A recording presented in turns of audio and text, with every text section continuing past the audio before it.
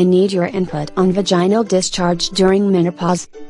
When you're going through menopause, you'll have your period less often or less intensely before it finally shuts off. I know menopause isn't an off switch but more a slow fade.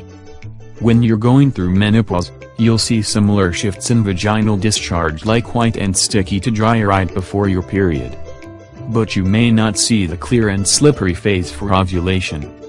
Because I might not ovulate. However, when you're going through menopause, there's still a chance you'll get pregnant. And have a kid with a higher risk of health problems. Or multiples. As your eggs hit their expiration date, the body offsets it by releasing multiple eggs. What other vaginal discharge should I expect during menopause? If it starts to smell sweet down there, you're probably developing diabetes, especially so if the urine smells sweet and looks like syrup too. A rash of repeated yeast infections can be a symptom of diabetes too. And your odds of adult onset diabetes go up with age. What else should I know? With age, the vaginal discharge goes down, which is why older women tend to need lubrication, since their body doesn't make as much. And why the lack of lubrication and make you more sensitive to yeast and bacterial infections. Using too much lubrication can alter pH levels and do the same.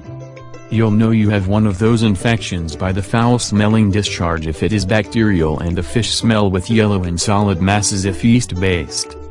Fortunately, I haven't had to do a smell test to see what is wrong. If you get red or brown vaginal discharge, you'll probably want to talk to a doctor. We already discussed how your period fades away at this age.